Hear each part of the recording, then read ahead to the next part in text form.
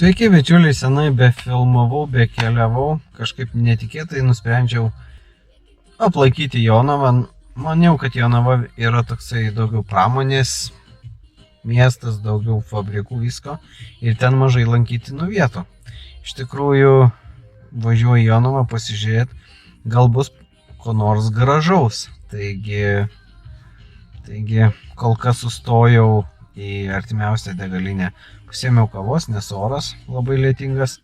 Kameros įprastai neėmiau dėl oro sąlygų, tai pabandysiu viską užfiksuoti. Vlogą padaryti su savo GoPro 8. Į Jonavą atvykome gerokai popiet. Oras labai nelepino, vis gąsdino lietumi, kuris protarpiais pasirodydavo iš vakarykščių cepelinų spalvos dangaus. Todėl ilgesniam Jonavos tyrinėjimui nebuvo daug laiko. Tai geriausiai išlikusi Jonavos gatvė, atspindinti to meto prekybininkų žydų gyvenimo būdai. Žydai telkėsi miestelio centre aplink turgaus aikštę ir į ją vedančiose gatvelėse. Jų apgyvendinta miesto dalis buvo užstatyta tankiausiai.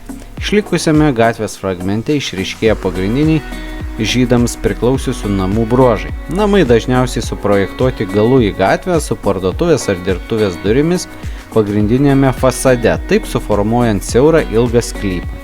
Pirmasis namo aukštas skirtas komercinėms patalpoms, antras arba palėpė buvo gyvenamos.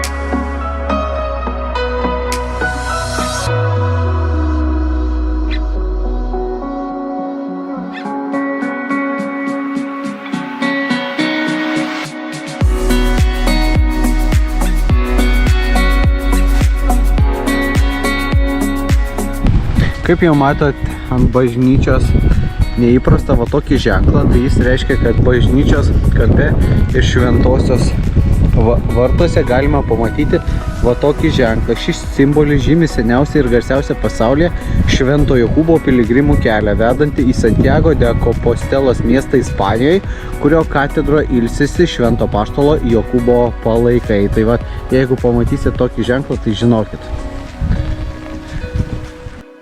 Tai pačioj bažnyčioje yra Kosovskių šeimos kripta. Jie bažnyčia neveikia šiuo metu, uždaryta, nes visgi sekmadienis, tai galima susipažinti čia, bet jeigu darbo dieną būsit, būtinai užsukit čia.